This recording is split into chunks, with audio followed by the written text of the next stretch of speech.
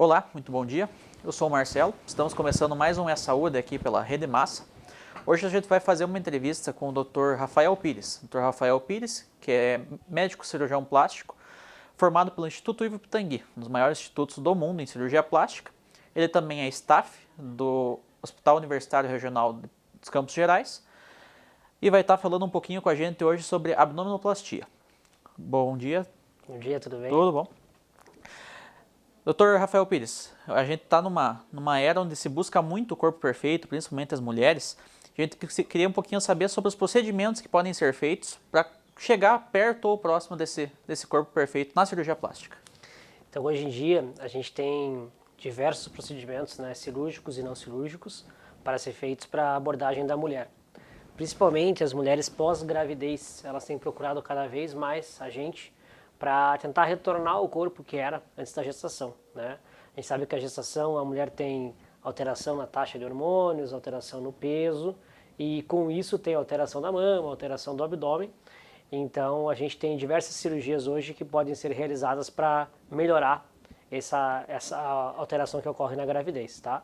E uma das cirurgias mais realizadas nessas pacientes seria a abdominoplastia, associada ou não à lipoaspiração. Por quê? Porque a abdominoplastia é o lugar onde fica a criança, no abdômen, né? Então o útero se expande, o abdômen se expande, então a pele, a gordura também se expande, né? E com isso ficam sobras de pele, estrias e que às vezes são removidas com a abdominoplastia.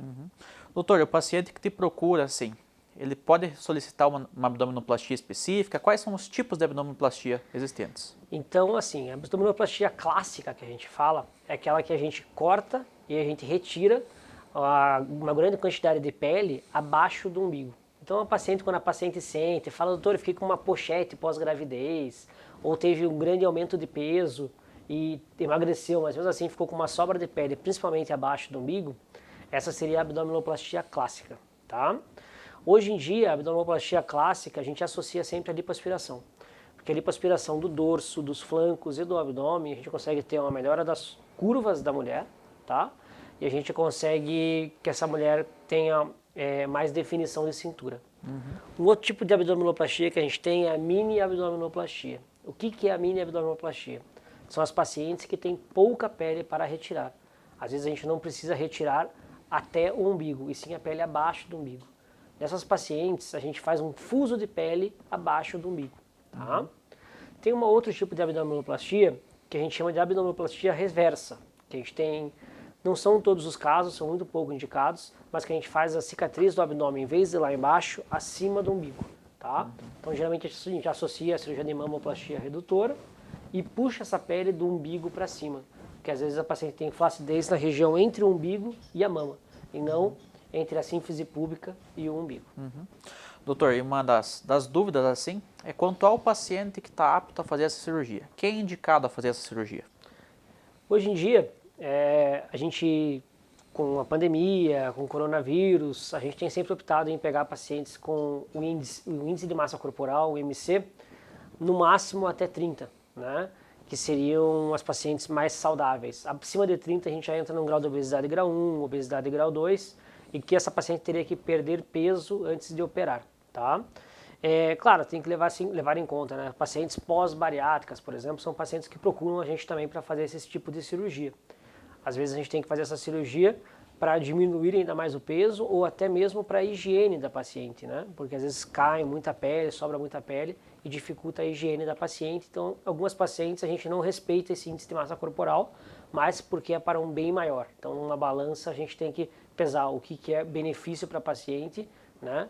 E nesse caso essas pacientes se beneficiam muito da abdominoplastia, tá?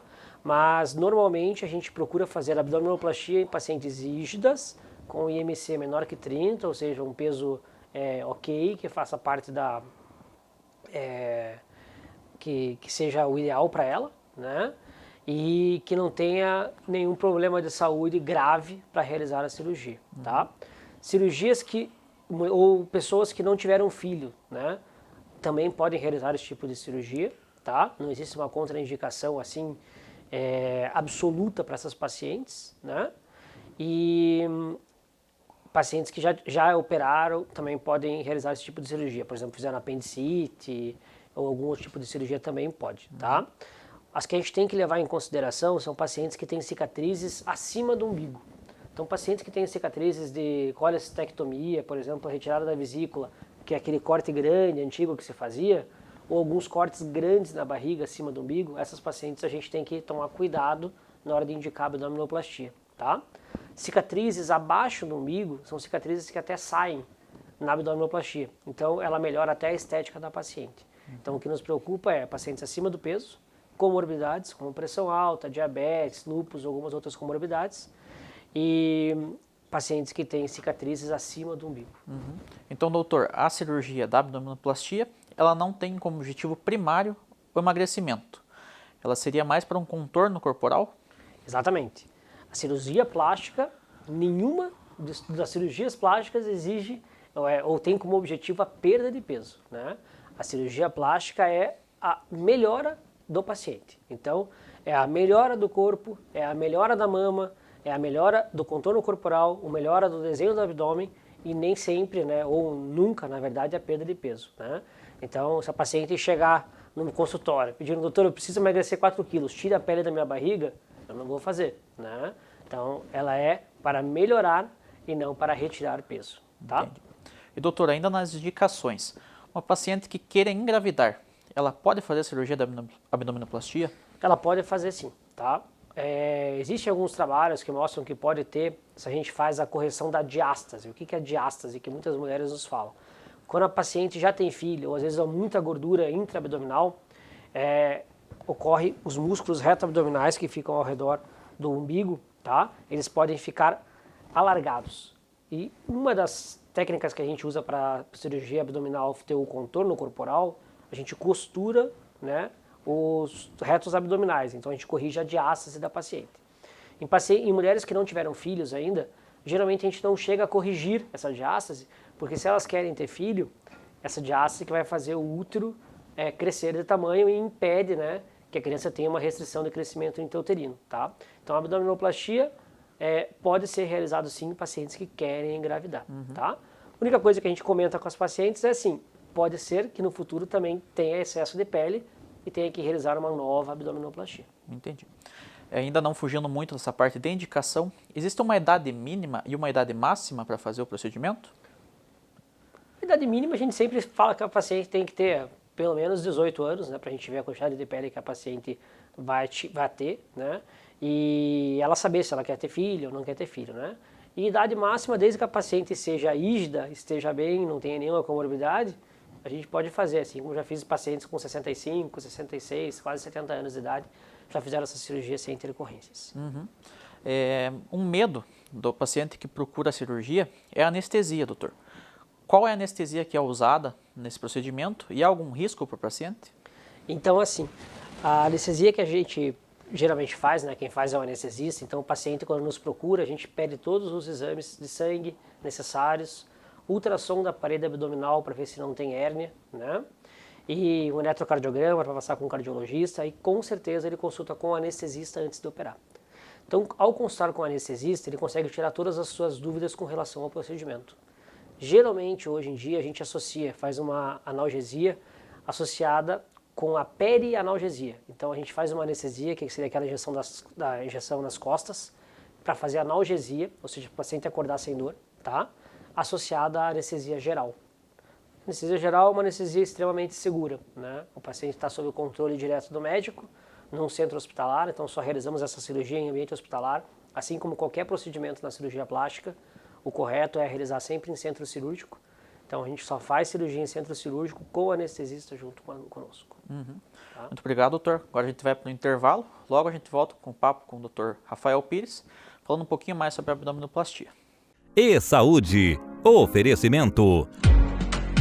Prestecare, gestão em saúde. Promovendo o cuidado seguro, humanizado e centrado no paciente. Entre em contato 42 3301 7431. A A Doce Confeitar é referência em qualidade no mercado da confeitaria. Localizada em Ponta Grossa, nós oferecemos tudo o que você precisa para deixar a sua vida mais doce ou auxiliar os seus negócios, desde itens para a produção de doces, ingredientes únicos, utensílios e embalagens. Além de toda a variedade de produtos, a Doce Confeitar promove workshops com grandes nomes da gastronomia, valorizando os profissionais e trazendo novidades. Doce Confeitar, um paraíso dos confeiteiros e entusiastas da confeitaria. Referência no segmento desde o ano 2000, a Clínica Perfecto é especializada em fisioterapia pélvica com ênfase em sexualidade. É a solução para quem quer ter ou recuperar a qualidade de sua vida sexual. Atende as cidades de Ponta Grossa e Curitiba e oferece teleconsulta para todo o Brasil. Para você que exige qualidade de atendimento, pontualidade, atenção e principalmente resultados com tratamentos atualizados, os atendimentos da Perfecto são personalizados. Perfecto, profissionalismo para transformação na sua vida. Frutas e verduras sempre fresquinhas é na Banca do Franco. Aqui é dia de feira todo dia. Também temos caldo de cana, água de coco e produtos coloniais. Peça pelo delivery. Voltamos a apresentar E-Saúde. Olá, voltamos à nossa conversa aqui no E-Saúde com o Dr. Rafael Pires, cirurgião plástico, falando um pouquinho mais sobre a abdominoplastia. Doutor, a paciente que está apta a fazer esse procedimento, quanto tempo ela precisa de preparação antes? Quanto tempo ela vai ficar internada após o procedimento? Como que funciona isso? A paciente que nos procura para realizar esse procedimento, quando ela vem na consulta, como eu mencionei antes, a gente vai pedir exames de sangue, vamos pedir um eletrocardiograma, vamos pedir um ultrassom do abdômen. Se tudo estiver ok, em uma semana ela consegue realizar todos esses exames e consegue passar pelo anestesista, tá? Então os exames todos normais, liberação anestésica, liberação cardiológica e liberação do médico, em uma semana ela consegue marcar. Aí depende da disponibilidade de data de cada cirurgião, né? Para ver se você tem data ou não, para poder realizar o procedimento cirúrgico. Agendou toda a cirurgia, marcou a cirurgia, ela interna no hospital pela manhã, realiza esse procedimento durante a manhã ou durante a tarde, fica no hospital 24 horas e vai embora no dia seguinte. Então, se ela internou às 7 da manhã, no outro dia, por volta de meio-dia, 1 da tarde, ela vai para casa. Tá? Doutor, e esse procedimento, quanto tempo ele dura? O procedimento em si, ele é muito demorado? Abdominoplastia, só ela, cerca de 2 horas e meia. Abdominoplastia associada à lipoaspiração, cerca de 4 horas e meia a 5 horas. Tá? E há algum risco, alguma complicação comum nesse procedimento? A gente, quando vai realizar um procedimento, a gente faz todo o pré-operatório, como eu já mencionei, né? Então, eu costumo falar para as pacientes assim, a gente está fazendo tudo que é mais correto para se realizar um procedimento. Então, eu comparo assim, como atravessar a rua numa faixa de pedestre, né? Então, você atravessando uma rua numa faixa de pedestre com o sinal fechado, você está fazendo tudo correto, tem a chance de dar tudo certo, é muito grande, né? Podem ter complicações? Sim, pode ter complicações, como pode vir uma moto furar o sinal e pegar você. Então, a gente está num ambiente hospitalar, com todo mundo preparado para fazer a cirurgia. As complicações mais comuns desse procedimento, geralmente são abertura de alguns pontinhos da ferida, tá? Porque é uma cirurgia que tem tração, né? Então a gente traciona toda a pele para poder fazer esse procedimento, então pode ser que alguns pontinhos abram, isso é uma coisa fácil de se consertar, são complicações menores. Acúmulo de líquido entre a pele e o músculo, a gente chama de seroma. Isso é uma coisa bem comum também, que às vezes a gente com uma agulhinha consegue tirar esse líquido, tá? E a gente usa em toda a cirurgia que eu faço, ou todas as minhas pacientes usam, desde as mais simples às mais complexas, a meia elástica, a bota pneumática e, se for necessário, a heparina no pós-operatório. Então, tudo isso para evitar complicações maiores, como uma trombose, alguma coisa assim. Outra coisa muito importante que a gente faz muito é a drenagem pós-operatória. Hoje em dia a gente chama de fisioterapia ou reabilitação pós-operatória. Isso já começa às vezes até no centro cirúrgico, com o uso de taping, com a mobilidade precoce, caminhar no dia ou no dia seguinte já da cirurgia. Então, tudo isso para evitar qualquer outra complicação. Essa deve ser uma dúvida frequente das pacientes que são submetidas. Quanto tempo após o procedimento elas podem voltar à normalidade da vida? Fazer atividades cotidianas, trabalhar, se exercitar? Hoje em dia, as mulheres são as que mais fazem esse procedimento, mas homens também fazem, e elas estão no mercado de trabalho. Elas precisam trabalhar, precisam levar as crianças na escola, trabalhos domésticos, trabalhos em bancos, trabalhos, né, diversas coisas assim. Então, a gente sempre pede para os pacientes, sempre pegarem 15 a 20 dias de férias, entre aspas, para poder se recuperarem plenamente, tá? Com 7 dias, a pessoa com certeza consegue fazer trabalhos no computador, de home office, 7 a 10 dias já está apta a fazer isso. 15 a 20 dias ela vai conseguir caminhar um pouco mais rápido, vai conseguir dirigir carro, erguer um peso leve se precisar, tá? Com 30 dias, muito provavelmente, ela está fazendo tudo que fazia antigamente. Atividade física, como crossfit, erguer peso mais pesado, musculação, eu peço para os pacientes aguardarem 45 a 60 dias. Caminhadas leves com 60 dias. Tá? Dirigir automóvel, tem pacientes que com 12 dias já dirigem, mas tem pacientes que com 21 ainda não se sentem seguras, mas com 14, 15 dias já estão aptas a realizar. Vai de paciente para paciente. Vai de paciente para paciente. É um medo que a gente vê também, não só na cirurgia plástica, é quanto à cicatriz, doutor. A cicatriz é muito aparente, a cicatriz é muito grande, vai de paciente para paciente, como que funciona? A cicatriz depende muito também da paciente, tá? Então, assim, é uma das coisas que a gente não consegue controlar na cirurgia plástica. Por exemplo, eu no meu cotidiano, né, eu uso sempre os melhores fios, a gente aproxima em várias camadas a pele, utilizamos uma cola cirúrgica também, utilizamos fitas de silicone quando é necessário, pomadas para cicatriz, para ter sempre a melhor cicatriz. Mas depende muito de cada paciente, tá? Então, a estrutura da paciente, a estrutura da pele, o tipo de pele, ela que vai me dizer como é que essa cicatriz vai ficar no futuro. Uma cicatriz demora de 12 a 18 meses para ficar madura. Então, ela começa fininha, fica vermelha, depois ela vai ficando mais escura ainda e depois ela começa a clarear. Então, a gente sempre pede para os pacientes aguardarem no mínimo 12 meses para fazer uma tatuagem em cima da cicatriz, para fazer um retoque de cicatriz, alguma coisa assim, tá? As cicatrizes podem ter cicatriz hipertrófica, que é aquela cicatriz que ela cresce para cima e fica bem vermelha. A cicatriz tipo queloide, que é uma cicatriz que ela cresce acima das bordas, então ela cicatriz bem grande, ela cresce para fora das bordas e tem alguns lugares que ela é mais comum, no meio do peito, em orelha, tá? Pessoas com a cor de pele mais escura, então ela pode ser mais comum nesse tipo de paciente. Mas mesmo assim, pessoas com pele branca, olho claro, podem ter cicatrizes inestéticas, né? Dependendo da paciente, a gente tem que reoperar essa paciente, fazer um retoque de cicatriz, mas mesmo assim a cicatriz pode ficar feia. Então a gente tem que associar às vezes a eletroterapia ou alguma coisa a mais para tentar melhorar a cicatriz da paciente. E ela fica escondida, né, na altura da calcinha ou da cueca do paciente. Então geralmente, mesmo que a cicatriz seja grande, ela geralmente vai desse crista ilíaca até o outro lado da crista ilíaca, ela vai ficar na altura da cueca ou da calcinha ou do sutiã da paciente. Tá? Doutor, pensando em ser uma cirurgia com bastante retirada de pele do abdômen, da barriga, é preciso fazer um novo umbigo? Como que funciona? Sim, então é uma pergunta que também as pacientes fazem bastante no consultório, né? Na maioria das vezes, a gente recorta o umbigo da paciente, traciona a pele toda que tem para tirar, abre um buraco na pele, né, que a gente traciona, e a gente ressutura esse umbigo na parte de fora do abdômen, tá?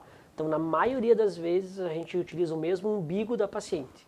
Em pacientes que têm hérnias umbilicais grandes, né, que a gente tem que retirar o umbigo, aí a gente faz um novo umbigo com a própria parede do abdômen da paciente, tá? Então, a gente tem essas duas alternativas. Doutor, a gente está falando paciente às vezes vem na mente só a mulher. O homem hoje em dia procura essa cirurgia também? Procura. Então, o homem é extremamente vaidoso também, né? E a gente tem visto alguns pacientes, principalmente pós-bariátrico, que ficam com muita flacidez de pele. E mesmo com musculação, academia, eles não conseguem reverter o excesso de pele, né? Então, o excesso de pele grande abaixo do umbigo ou até mesmo em cima do umbigo, principalmente pós-bariátrico, a gente só tem a cirurgia plástica para remover, tá? Então, só ela consegue retirar esse grande excesso de pele. E mesmo pacientes que às vezes estão acima do peso, fazem musculação, perdem bastante peso, geralmente também recorrem à cirurgia plástica. Como uma cicatriz que fica abaixo da cueca, o homem geralmente tem mais pelo e essa cicatriz se esconde, então é um procedimento que a gente tem feito cada vez mais. Doutor, e pensando na obesidade, como o aumento da circunferência abdominal, a circunferência da barriga, essa cirurgia melhora também a qualidade de vida em questão a outras doenças que a gente sabe que estão associadas à obesidade, como diabetes, pressão alta e tudo mais? Pressão alta, diabetes, não tem tanta relação com a melhora, tá? Por quê? em quais cirurgias isso melhora? Na cirurgia bariátrica, né? Ou na perda de peso dessa paciente, ou pacientes que têm muita gordura visceral, tá? Então, esses pacientes que têm muita gordura visceral, elas às vezes até reclamam, doutor, eu fiquei com o estômago alto após a cirurgia. Não é que você ficou com o estômago alto, né? É que geralmente os pacientes que estão acima do peso têm muita gordura visceral. Essa gordura visceral está dentro da barriga, não é uma gordura que a gente consiga tirar. Então a gente consegue tirar o quê? A gordura que está acima do músculo e não a que está abaixo do músculo. A hipertensão, diabetes ou outras doenças são causadas pelo aumento da gordura visceral. Então ela não vai ter uma melhora da diabetes, uma melhora da hipertensão com isso. Mas sim, se a paciente tem muita sobra de pele, tem micose de repetição, tem feridas de pele, então isso sim vai resolver retirando essa pele. Então melhora sim a qualidade de vida da paciente, porque vai melhorar todos os tipos de ferida que ela teria na pele, mas não vai tirar ou que uma doença pré-existente, uma pressão alta, uma diabetes vai diminuir fazendo a cirurgia plástica. Tá? Perfeito, doutor Rafael. A gente vai agora novamente para o intervalo e logo voltamos conversando um pouquinho mais sobre os procedimentos estéticos em cirurgia plástica para o emagrecimento. E Saúde. Oferecimento. Prestecare, gestão em saúde, promovendo o cuidado seguro, humanizado e centrado no paciente. Entre em contato 42 3301 7431. Olá pessoal, hoje a gente vai conversar sobre um problema de saúde que afeta mais os homens jovens em relação aos mais velhos. Quando a gente fala em câncer, normalmente se acha que com mais idade, depois dos 50, 60 anos, a gente sabe que é a faixa onde existe uma incidência maior. Porém, o tumor de testículo ele é um tumor diferente, é um tumor que atinge os jovens, né? O grande detalhe é que é um tumor indolor. Normalmente a queixa do paciente é um aumento do volume do testículo, ou às vezes o paciente acaba notando um nódulo, alguma alteração da consistência. Por isso a grande dica de hoje é a gente ter um cuidado especial, e até o homem jovem, o adolescente, sempre quando for tomar banho, criar o costume de palpar o testículo, fazer o autoexame testicular, e qualquer alteração, principalmente nódulos, regiões endurecidas, vale-se a pena já procurar um urologista, tá? A gente sabe que o diagnóstico precoce faz diferença. O tumor de testículo muitas vezes é um tumor muito agressivo, onde a gente consegue ter boas taxas de cura com cirurgia e quimioterapia, porém que para se ter esse sucesso o diagnóstico tem que ser precoce. Beleza? Então vamos ter esse tipo de atenção aí com o autoexame testicular. Essa é a dica de hoje.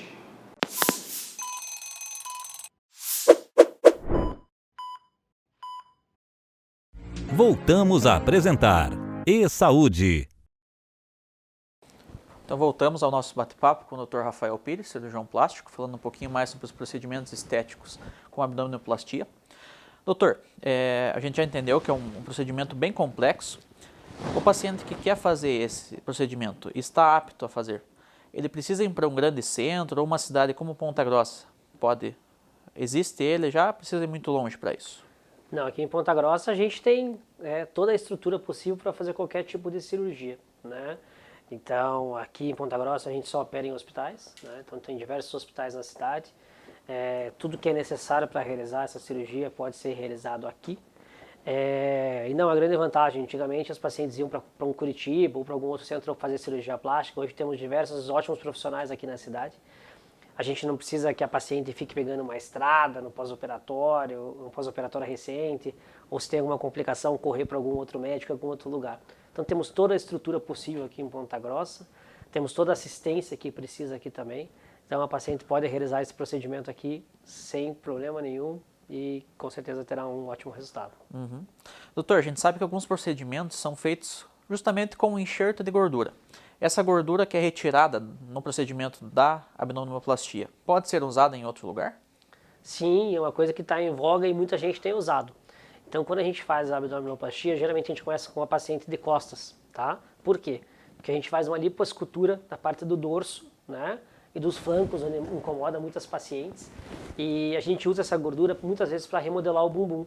Então, a gente pode enxertar essa gordura dentro do glúteo da paciente, né? Fora do músculo, né? A gente enxerta essa gordura entre a pele, né, bem na gordura, entre a pele e o músculo, não enxerta dentro do músculo para poder melhorar o contorno do bumbum da paciente, né? Então a gente consegue corrigir algumas irregularidades que as pacientes têm, consegue remodelar e também algumas pacientes que elas pedem, a gente consegue enxertar essa gordura principalmente na mama ou bigode chinês, na face, algumas coisas assim. A gente consegue utilizar a gordura para botar nesses lugares. Tá? Então, um tratamento corporal completo. Dá para fazer um tratamento corporal legal utilizando a gordura da própria paciente. Doutor, nas pacientes que não estão aptas a fazer a cirurgia da abdominoplastia, ou porque não tiveram uma gravidez, ou porque não tiveram um emagrecimento importante, existe algum outro procedimento, o doutor falou da lipoaspiração, que pode ser feito nessas pacientes para melhorar o contorno, melhorar esse bem-estar do paciente corporal? A lipoaspiração é indicada para aquela paciente que ela não tem excesso de peso, que ela está num peso bom, peso ideal, mas ela não tem as curvas que ela queria ter, tá? Então a gente pode fazer a lipoaspiração nas pacientes que estão com o peso legal, no máximo um sobrepeso, né? E que querem definir melhor as curvas do corpo, né? Então ela também não é um procedimento para perda de peso, ela é um procedimento para a gente melhorar a parte dos culotes, melhorar a parte de flancos, melhorar a parte de abdômen, mas se ela tiver algum grau de flacidez, muito provavelmente ela vai precisar retirar um pouco de pele, seja por uma mini abdômen, seja por uma abdominoplastia. Então eu sempre recomendo aos pacientes que querem fazer uma lipoaspiração, estão acima do peso, primeiro perder peso, para chegar num peso bom, para a gente ver o quanto de pele que essa paciente vai ter, ou se ela vai ter uma flacidez muito importante, tá?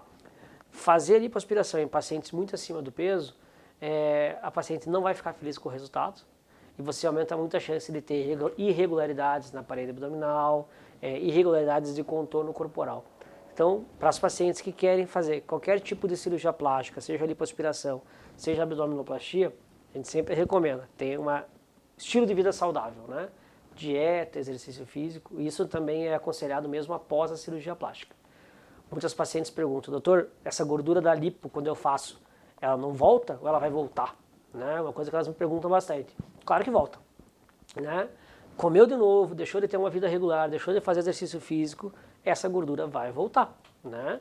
E ela volta em todos os lugares. Não é assim, doutor, eu fiz uma lipoaspiração na barriga, a gordura volta no bumbum. Não. Ela volta em todo, globalmente. Seja na face, no abdômen, na perna. Tá?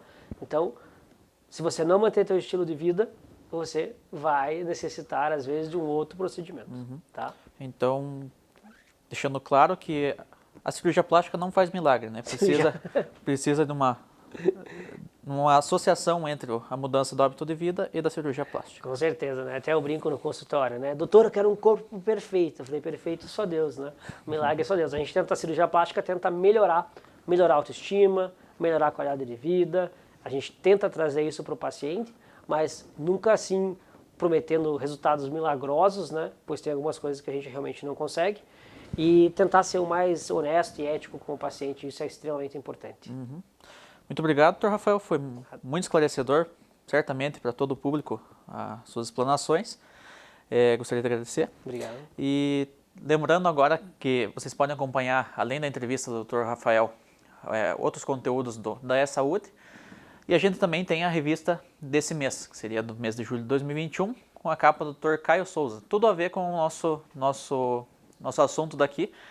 Ele vai falar um pouquinho mais sobre o emagrecimento. Então siga a gente nas redes sociais, acompanhe todo o nosso conteúdo. E se o doutor quiser passar a rede social ou contato, alguma coisa assim, pode ficar à vontade. A gente tem o Instagram, né? Então é @RafaelSouzaPires, né? E a gente atende na Espasiomed, aqui em Ponta Grossa, que também está aberto a vocês irem consultar ou conhecer a clínica. Mais uma vez, muito obrigado, doutor. Queria agradecer também a Vibe e a Mr. Cat, do Shopping Paládio aqui em Ponta Grossa, que cederam as roupas que a gente está apresentando no programa nesse dia. Muito obrigado.